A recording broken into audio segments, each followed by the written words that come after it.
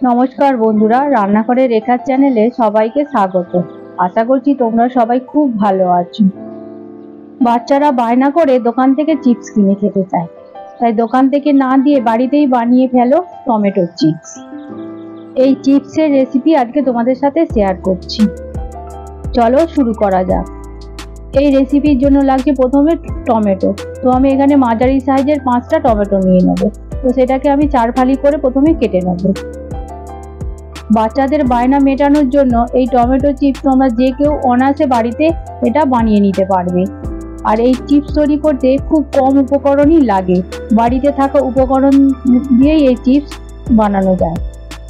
সমস্ত টমেটোগুলো আমার কাটা হয়ে গেছে। এরপর এটাকে আমি খুব ভালোভাবে পেস্ট করে নেবো। তো তার জন্য একটা মিক্সার গ্রাইন্ডারের মধ্যে সমস্ত কুচনো টমেটোগুলো দিয়ে দেবো পেস্ট করার জন্য।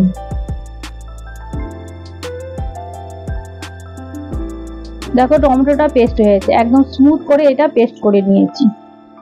এবার একটা ছাঁকনি নেবো। তো ছাঁকনির মধ্য দিয়ে ওই টমেটো পেস্টটাকে খুব ভালোভাবে আমি ছেঁকে নেব। দেখো টমেটো পেস্টটা খুব ভালোভাবে আমি ছেঁকে নিয়েছি, আর দানার খোসাগুলোকে আমি ফেলে দেবো। দেখো টমেটো পেস্টটা ছেঁকে অন্য একটি পাত্রের মধ্যে আমি নিয়ে নিয়েছি। এরপর দিয়ে দেবো 1 চামচ নুন, দিয়ে দেবো 2 চামচ গোলমরিচের গুঁড়ো, 1 চামচ হলুদ গুঁড়ো, আর 1 চামচ টমেটো সস। তো টমেটো সসটা তোমরা নাও দিতে পারো, আর টমেটো সসটা দিলে কি হয়, টেস্টটা খুব ভালো হয়, খেতেও খুব ভালো লাগে। সমস্ত উপকরণগুলো খুব ভালোভাবে মিশিয়ে নিয়ে তো দিয়ে দেবো আটা। তো এখানে আমি 500 গ্রাম আটা নিয়েছি। তো একসঙ্গে 500 গ্রাম আটা দিয়ে এটাকে আমি মাখবো না, প্রথমে অল্প অল্প আটা দিয়ে এটাকে আমি মাখতে শুরু করব। ডোটা দেখে মনে হচ্ছে খুবই নরম, তো এখনো এর মধ্যে আটা অ্যাড করতে হবে, তাই আবারও আমি অল্প আটা দিয়ে এটাকে আমি মাখতে থাকবো।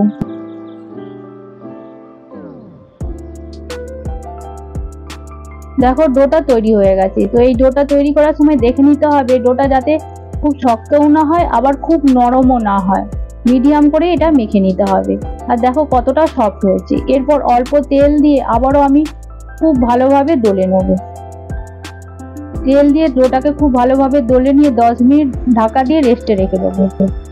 এবারে চিপসের মশলাটা তৈরি করে নেব। তো তার জন্য দিয়ে দেবো একটা পাত্রের মধ্যে 2 চামচ কাশ্মীরি লঙ্কার গুঁড়ো, 2 চামচ বিট নুন, 2 চামচ গোলমরিচের গুঁড়ো, আর এই যে ম্যাজিক মশলা পাওয়া যায় সেই ম্যাজিক মশলা 2 চামচ।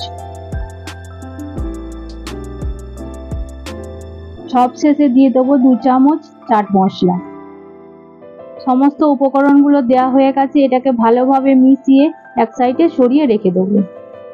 10 মিনিট পর ঢাকনাটা খুলে আবার ওই ডোটাকে খুব ভালোভাবে দলে নেব। এবারে ওই ডোটাকে আমি 3 ভাগে ভাগ করে নেব। তো প্রথমে 1 ভাগ নিয়ে খুব ভালোভাবে হাতের সাহায্যে আমি পাকিয়ে নেব। এবারে একটা বেলুন চাকি নেব। তো ওই বেলুন চাকির মধ্যে ওই 1 ভাগ যে ডোটা আমি কেটে নিয়েছি সেটাকে বেলে নেব রুটির মতো করে।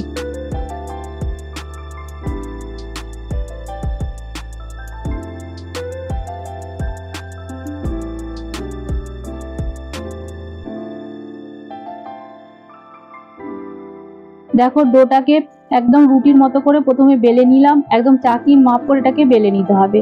আর ঠিক এরকম পাতলা করে এই রুটিটাকে বেলে নিয়েছি। এবার একটা ছুরি নেব। তো ছুরির সাহায্যে এটাকে আমি প্রথমে লম্বা লম্বা করে কেটে নেব। দেখো ঠিক এইভাবে প্রথমে আমি কেটে নেব।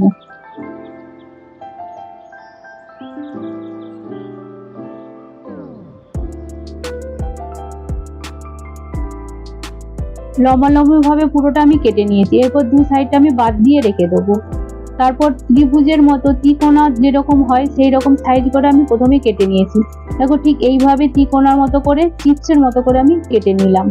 তো এইভাবে প্রত্যেকটাকে একই রকম ভাবে কেটে একটি পাত্রের মধ্যে আমি নিয়ে নেব।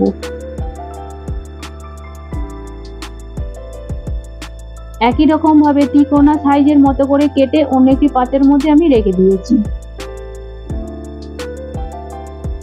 এবারে গ্যাসটা অন করে কড়াই বসিয়ে দেবো, দিয়ে দেবো পরিমাণ মতো সাদা তেল। তো তেলটা গরম হয়ে গেলে চিপসগুলো দিয়ে দেবো ভাজার জন্য।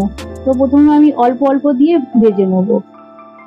একসঙ্গে বেশি পরিমাণ দিলে কি হয়, গায়ে গায়ে জড়িয়ে যাওয়ার সম্ভাবনা থাকবে, তাই প্রথমে আমি অল্প অল্প দিয়ে এটাকে ভাজতে থাকবো। তো গ্যাসটাকে আমি কমিয়ে রেখে এগুলোকে ভেজে নেবো। দেখো একদম চিপসের মতো যেরকম লাল লাল ব্রাউন ব্রাউন কালারের হয় সেরকম ভাবে ভেজে নিয়েছি। ভেজে অন্য একটি পাত্রের মধ্যে আমি তুলে রেখে দেবো।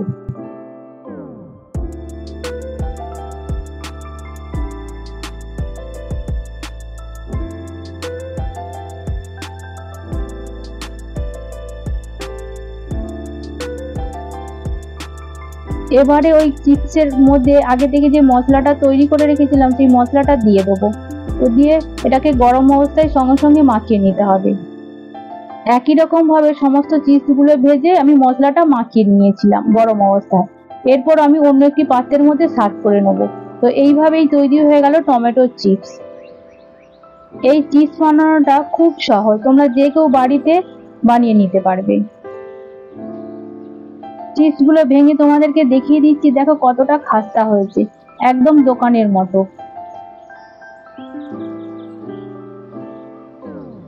এই টমেটো চিপসগুলো অনায়াসে অনেকদিন ধরে তোমরা স্টোর করে রাখতে পারবে।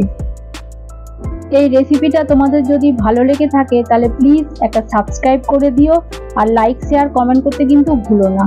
আর অবশ্যই এই রেসিপিটা একবার হলো বাড়িতে বানানোর চেষ্টা করো, আর কেমন করেছো কমেন্ট করে বলতে কিন্তু ভুলো না। ভালো থেকো, সুস্থ থেকো।